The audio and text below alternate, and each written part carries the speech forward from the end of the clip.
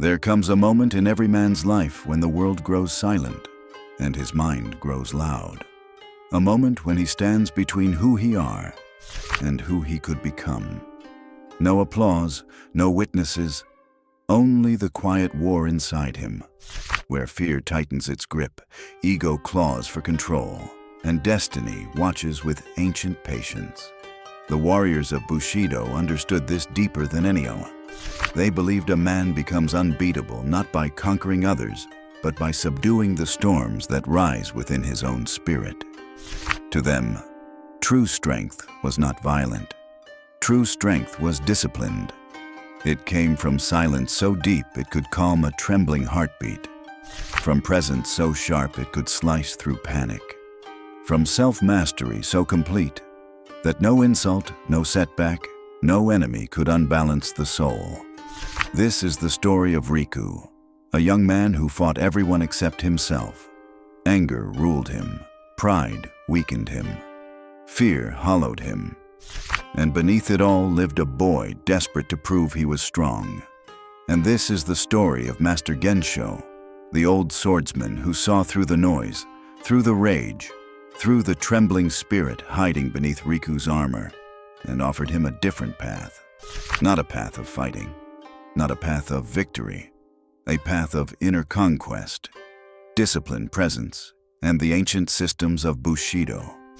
This is the mindset that makes a human being impossible to break. If the silence inside you stirs, follow this path and let it unfold. Riku moved through the village like a spark looking for dry grass. Every small inconvenience felt like an attack. Every wandering glance felt like disrespect. His spirit lived in a constant state of readiness, not for battle, but for eruption. People stepped aside when he passed, but not out of admiration, out of caution, out of the silent fear reserved for those who cannot control themselves. That afternoon, near the old well, a farmer accidentally brushed Riku's shoulder. A harmless mistake. But Riku's breath tightened, jaw locked, and the familiar heat rose behind his ribs. Anger flooded in before thought could catch up. He shoved the man back, voice cracking with a force that sounded like power, but shook like loneliness. From a distance, Master Gensho watched the scene unfold. He did not see a warrior. He saw a boy drowning in emotions he had mistaken for strength. A truth was forming. One Riku was not yet ready to face. The farmer staggered but did not fight back. His eyes held no challenge, only pity. And that pity cut deeper than any blade Riku had ever imagined. For a moment, the world slowed. Riku's heartbeat thundered in his ears, but underneath it, something else echoed. A tremble, a hollow note of fear he refused to admit he carried. He turned away sharply, pretending victory, pretending control. But inside, a drawer had opened. A locked drawer he never wanted anyone to see. Inside it lived the truth he kept burying. His anger wasn't strength. It was the shield he used so no one would see the frightened boy beneath it.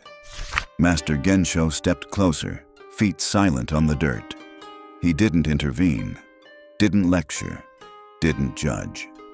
He simply observed the cracks forming in a spirit that had been pretending to be whole. And in that quiet moment, Riku felt, without knowing why, that something in his life had just shifted. What happened next would pull Riku toward a path he never knew existed, a path that would soon challenge everything he believed about power. Master Gensho approached Riku at dusk, just as the boy's anger was beginning to cool into regret.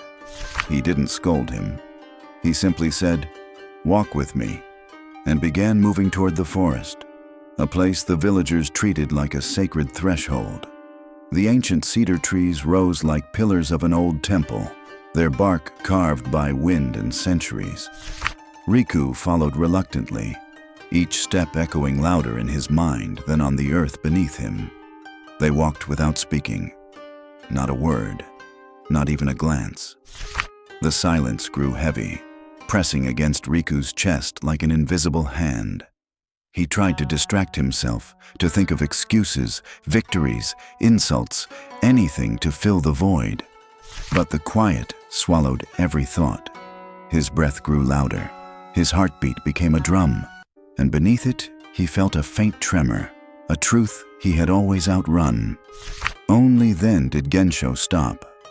"A man who cannot sit quietly with himself," the old swordsman said softly, "will lose every battle, even those he believes he has won." The word struck Riku harder than any blow. Riku lowered his eyes, unsure why those simple words unsettled him so deeply.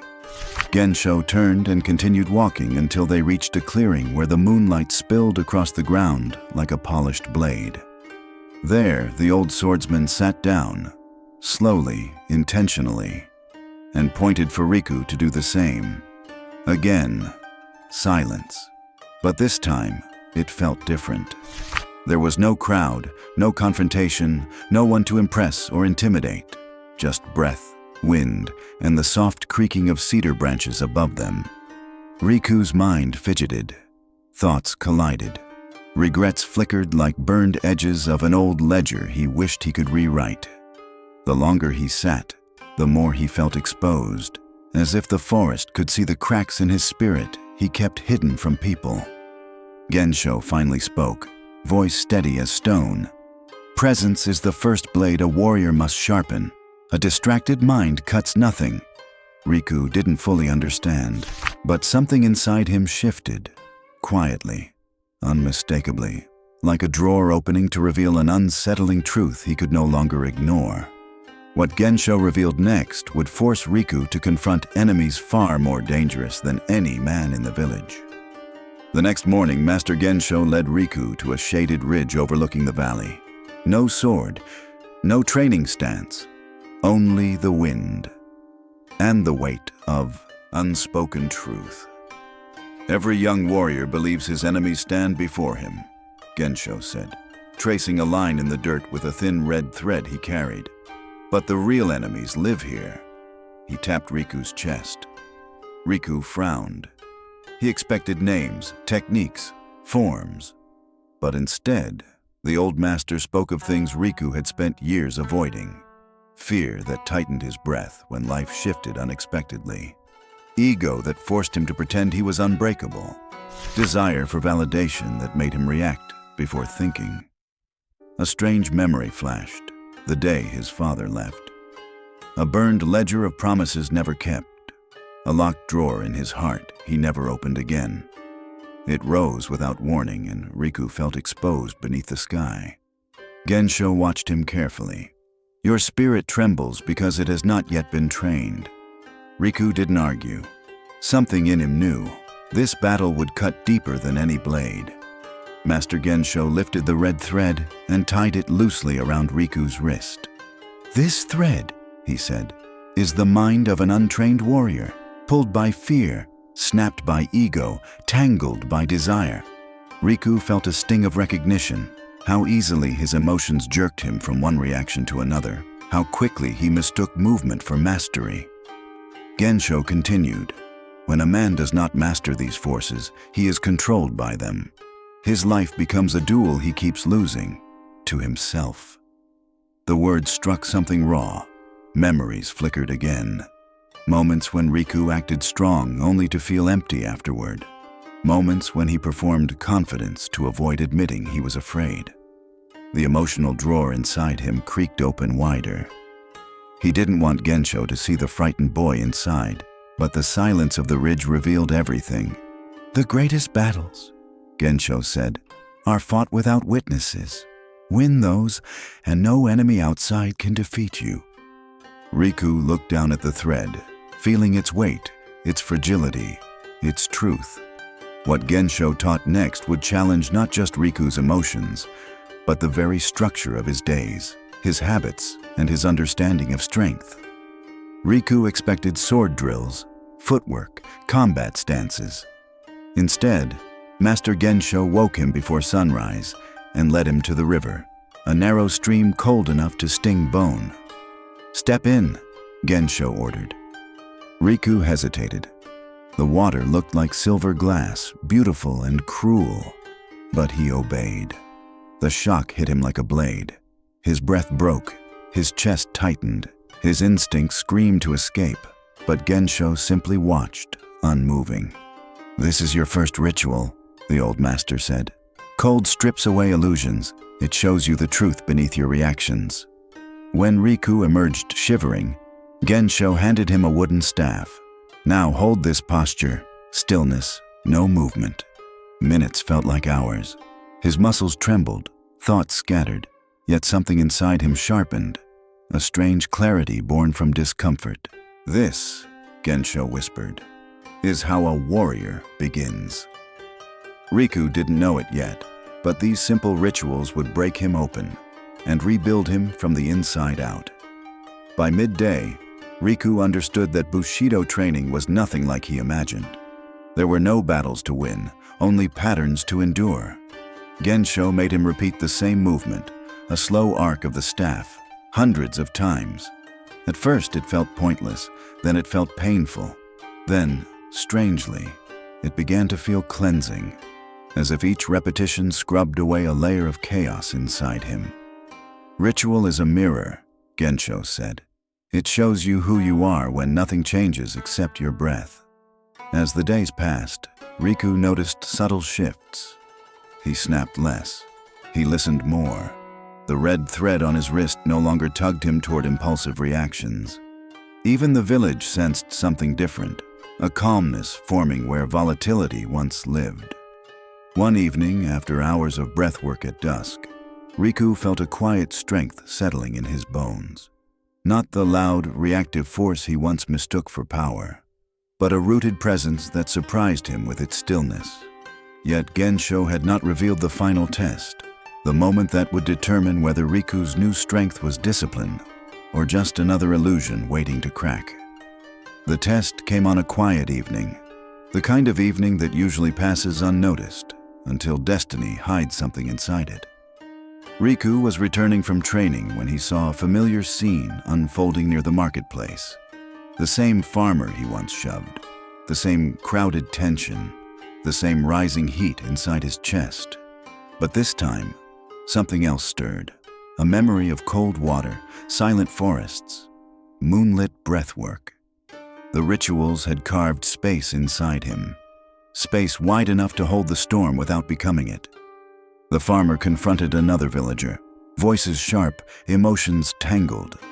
Old Riku would have jumped in, correcting, pushing, proving. But now he simply observed.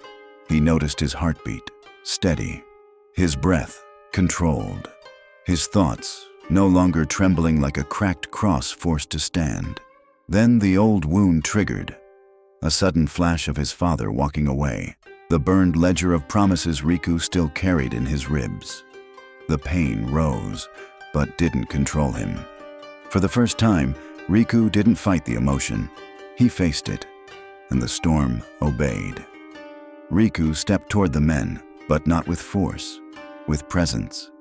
He didn't shout, didn't posture, didn't try to dominate the moment. He simply placed a hand between them, grounding the chaos the way Gensho once grounded him. Both villagers froze.